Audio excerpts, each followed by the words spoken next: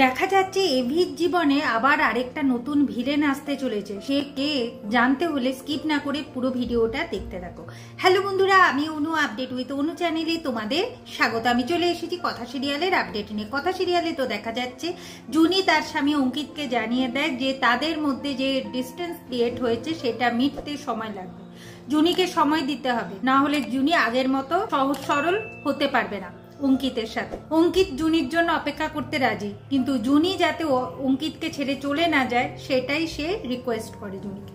এই বলে অঙ্কিত ঘর থেকে বেরিয়ে আসে।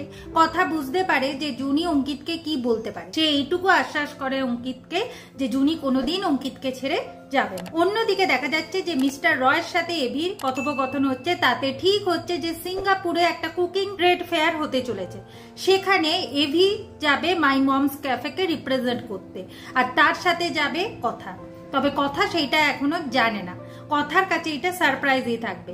সেখানে নাকি একজন সাহায্য করবে এভিকে, সে আর কেউ নয়, বাঙালি মেয়ে রিচা। রিচা নাকি আমাদের এভির খুব বড় ফ্যান, আর সেই হতে চলেছে ভিলেন। সে চাইবে এভির জীবনে আসতে আর এভি আর কথার মধ্যে আবার দূরত্ব সৃষ্টি করতে। ওইদিকে আমাদের সিমরান পৌঁছে প্রান্তিকের কাছে। প্রান্তিকের সাথে এখন প্ল্যান করছে যে জুনি আর অঙ্কিতের সম্পর্কের মধ্যে কিভাবে চির ধরানো যায়, তাদেরকে কিভাবে আলাদা করা যায়। প্রান্তিক ভাবছে যে জুনিকে আমাকে উচিত শিক্ষা দিতে হবে, আর সিমরান ভাবছে অঙ্কিতকে আমার চাই যে করেই হোক। তাই ওরা দুজনে মিলে প্ল্যান করছে কিভাবে ওদের দুজনকে বিপদে ফেলা যায়। এইদিকে সকালবেলায় গুহবাড়িতে রাগীর প্যানকেক বানাতে চলেছে, আর সেইটা সবাই আনন্দ করে খাবে ঠিক করেছে। ঠিক সেই সময় স্যান্ডি বলে ওঠে যে কি কথা বৌদি, যাচ্ছ তো, কেমন আনন্দ করবে।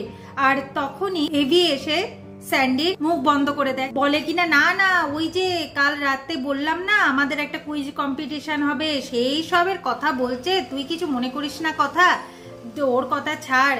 এই বলে তো কথা চলে যায় প্যানকেক বানাতে।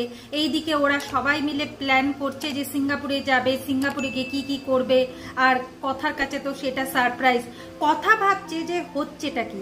আগের দিন রাতের বেলায় আমাকে পাচক মশাই কতগুলো কোশ্চেন করে গেল, তার উত্তর দিল সে, তাও কথা বুঝতে পারলো না যে এভি তাকে কি বোঝাতে চাইছে। কথার তখন শুধু সারের দরকার ছিল, সে সারি করে গেল, তাই আর বুঝতেই পারলো না ব্যাপারটা। অন্যদিকে জুনিকে তো এখন যেতে হবে ইনস্টিটিউটে, দেরি হয়ে গেলে তো আবার তাকে কথা শুনতে হবে। তাই জুনি তাড়াহুড়ো করে বেরোতে গিয়ে হোঁচট খায়, আর সেই হোঁচট খাওয়াটাই যে তার জীবনে কত বড় বিপদ আনতে চলেছে সেটা তো আর জুনি জানে না। কথা ইঙ্গিত পায় যে জুনির আবার কোনো বিপদ আসতে চলেছে, কিন্তু কিভাবে জুনিকে এই বিপদ থেকে বাঁচাবে সেটাই কথা ভাবছে, আর মা আনন্দীকে বারবার করে ডাকতে থাকে। এভাবেই আজকের পর্বটা শেষ হয়ে যাচ্ছে। আশা করি আজকের পর্বটা তোমাদের ভালো লাগবে।